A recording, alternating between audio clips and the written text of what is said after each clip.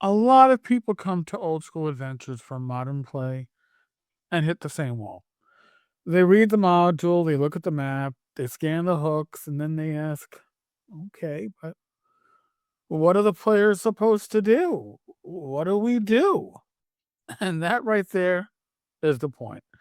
Classic adventures do not guide the players around one clear path because they were not built around delivering a planned sequence of scenes. They were built around presenting a place, a dungeon, wilderness, a ruin, a town with tensions in it, a borderland full of problems. The adventure is not trying to move you along a track. It is trying to give you enough information, danger, treasure, and possibility that the players start making real decisions. And that is a very different design assumption. A lot of modern adventures are built to answer a question like, well, what happens next? Classic adventures are often built to answer a different question. Where do you go? What do you risk? And what do you care about?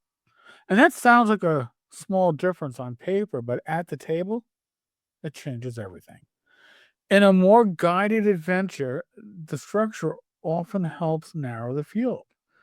You get a mission, a clear lead, maybe a likely next encounter, and the flow of play keeps moving forward. That is not automatically bad, that can be very effective, but it means the adventure is doing more of the steering. In classic play, the module often steps back. It gives you a rumor that may or may not be true. It gives you two, sometimes three dungeon entrances. Right? Not all the time, but more frequently than not, it gives you factions. Now, do not come with a speech bubble telling you which one to back and which one to fight. It gives you treasure in dangerous places and wandering monsters that punish wasted time. It gives you a map with more than one way to get into trouble, and then it waits. And that waiting is not emptiness, that waiting is where player agency actually lives. Because once the module stops guiding the party, the players have to start setting priorities. Do we go after treasure or safety? Do we push deeper or head back now? Do we bribe these goblins? Fight them? Avoid them? Do we explore the obvious route or do we spend time looking for another way in? Do we trust the patron, the rumor, or even our own read of the place? See, that is the real old school shift. The adventure is not trying to answer those questions for the players. It is trying to create a space where those questions matter. And that is why old school modules can look underexplained to modern eyes. If you expect the adventure to signal the main path, it feels thin. If you understand that it is giving you a site to investigate and exploit, it starts to make sense. Think about the difference this way. A modern guided adventure often says, here is the next beat. Right? Hate to say it like this, but here is the path. A classic adventure often says, here is the situation. That situation may include a monster lair, trapped treasure, a rival expedition, weird magics, secret routes, shifting alliances, good information, bad information, and of course, time pressure. But the module is usually not trying to tell you which piece should matter most. Think about it. The players decide that by how they move through the environment. Hmm. That is why old school design pairs so well with procedure.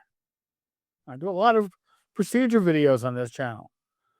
Light matters. What does light matter? Because you cannot search forever. Encumbrance matters because treasure has to be carried out. Random encounters matter because delay, all that searching, should have teeth. Reaction rolls matter because not every creature exists to be fought on sight. Morale matters because enemies are not all suicidal.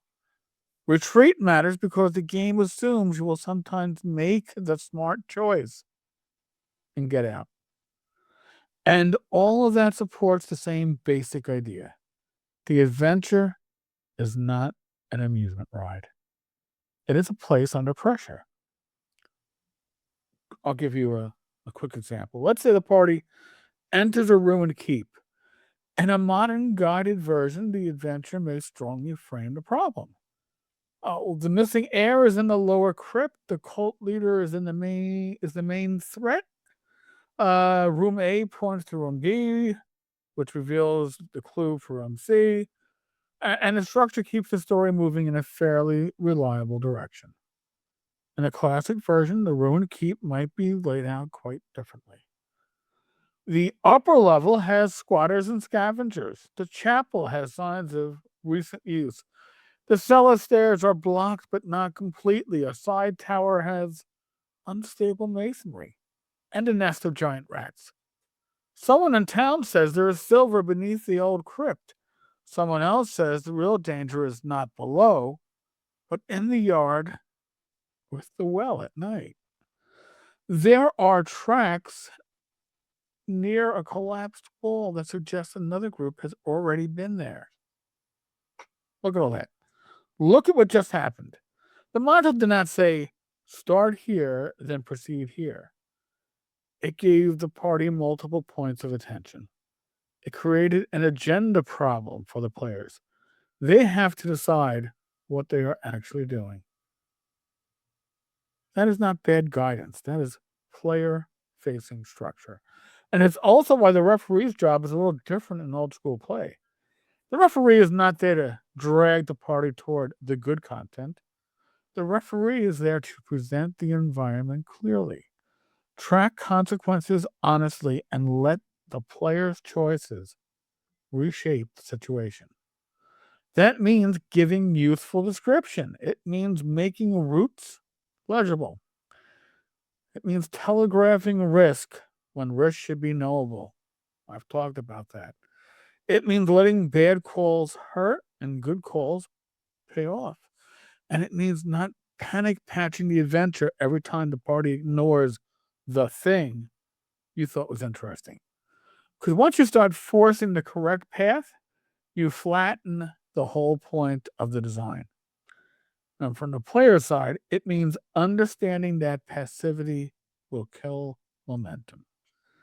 In an open structure, if the table sits around waiting for the module to reveal the plot, play drags. The party has to form intentions, even imperfect ones. We're here for silver. We avoid fair fights. We talk before we draw steel. We leave when two torches are gone. We follow signs of other explorers. We do not go underground without a fallback route. That kind of self-directed play is not a side effect. It is exactly what classic adventure structure is trying to produce.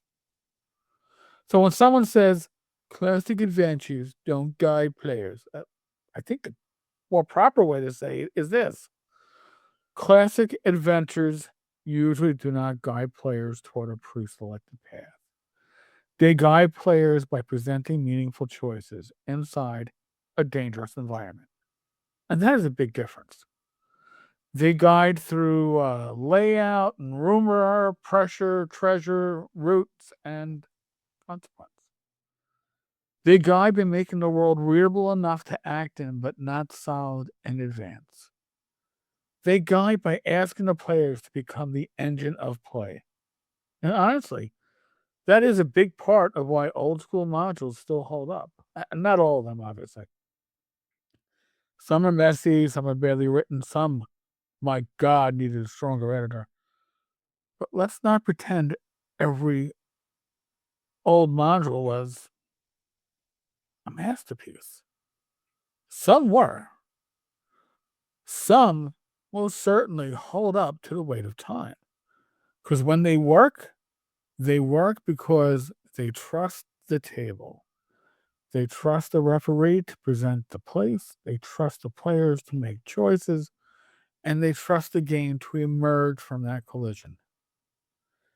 If you come into classic adventures expecting a guided path, they can feel loose and often aimless. If you come into them looking for a place to explore, exploit, survive, and outthink, they suddenly make a whole lot more sense. And that is the real shift. The module is not there to tell you the story. It is there to give you a world sharp enough that your choices create one. If you enjoy videos like this, hit the subscribe button. Thank you to our minions. You make this channel possible. To everybody else, thank you, and God bless.